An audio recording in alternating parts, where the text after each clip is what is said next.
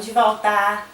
E hoje a gente vai conversar um pouquinho sobre mais um livro do Steve Berry, que é O Elo de Alexandria. E esse daqui é o segundo livro com o personagem principal dele, né, o Cotton Malone. Primeiro livro, já fiz o vídeo aqui.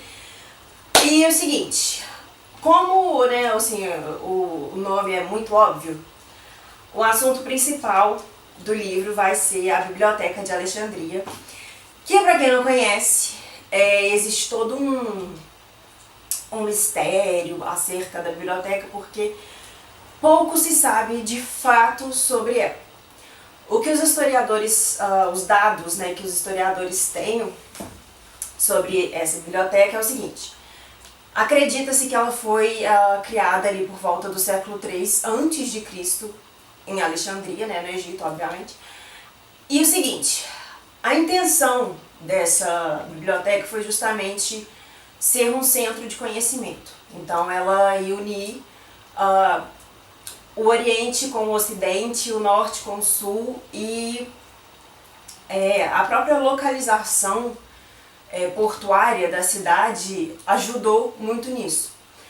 Inclusive, o faraó lá da época, ele encontrou uma forma de aumentar o acervo da biblioteca, forçando os pesquisadores, né, os estudiosos ali da época, os matemáticos, filósofos e tal, que chegassem na cidade. Eles eram obrigados a deixar os seus documentos, né, os seus pergaminhos ali, na biblioteca. E aí os escribas específicos dessa biblioteca fariam a cópia desse documento e entregariam a cópia para o seu autor. Ou seja, todos os documentos que estavam ali eram os originais. E aí que está o perigo, porque mais pra frente na história teve o grande incêndio que destruiu quase todo o acervo da biblioteca, né? E hoje em dia as pessoas mais conhecem o incêndio da Biblioteca de Alexandria do que, de fato, a história antes, né, do incêndio. Só que alguns historiadores acreditam que não foi todo o acervo que foi destruído nesse incêndio. Eles acreditam que os pergaminhos eles foram distribuídos ao longo, assim, de vários prédios ali que a biblioteca tinha. Então, assim, de uma certa forma, a biblioteca continuou existindo até mais ou menos uns 400 anos depois de Cristo, que foi quando um imperador romano, acho que é Teodório o nome dele, resolveu destruir o restante da biblioteca, porque ele considerava os prédios e tudo que ela armazenava ali pertencente ao paganismo, né? Então, assim, vai contra a religião dele, então ele destruiu. E aí, de fato, foi o fim da biblioteca. Então, assim, o assunto, como eu falei, né, o assunto principal do livro é justamente essa biblioteca. E aqui na história, a gente vai ter, sim, a biblioteca. A biblioteca não morreu. E por tudo que a biblioteca passou, ela é super bem protegida hoje em dia pelo bibliotecário principal ali e pelos guardiões.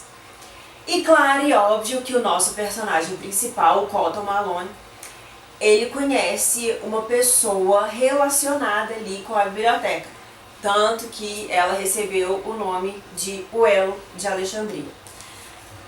E aí, um grupo X de pessoas, que eu não vou falar quem são, sequestraram o filho do Cotton para justamente fazer uma troca. Falou o seguinte: ó, eu te devolvo o seu filho, mas você tem que me falar quem é o Elo de Alexandria. Quem é essa pessoa misteriosa que ninguém sabe?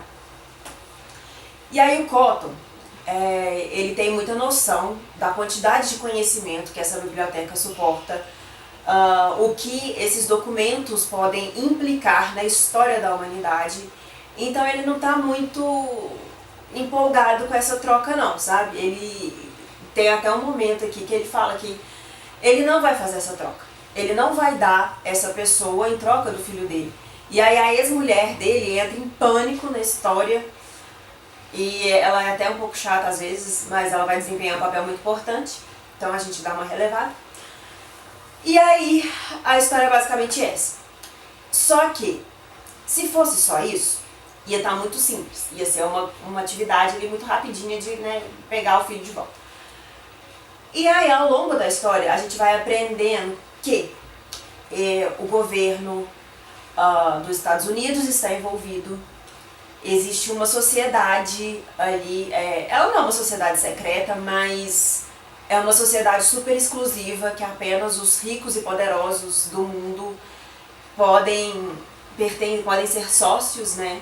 É um número limitado de pessoas e eles que controlam o mercado internacional. Tipo, tudo que vocês puderem imaginar, eles estão por trás disso. E eles também estão atrás do El de Alexandria. Os israelitas, os judeus, os sauditas, tá todo mundo atrás dessa pessoa que ninguém sabe quem é, só o Cotton Malone. Literalmente, ele é a única pessoa que sabe, do mundo, que sabe quem é essa pessoa. Então, assim, é uma trama que envolve história, obviamente, que envolve religião, que envolve política, que envolve dinheiro, poder e conhecimento. Então, você juntando tudo isso, é claro e óbvio que vai dar muitos problemas. Então, assim, o livro ele tem muitas cenas de ação, tem muitas partes assim de história mesmo, e é muito bacana. Eu adoro livros assim. E aí, uma coisa importante são as notas do autor aqui no final do livro. Ele vai deixar bem claro o que é real e o que é fictício, né, na história.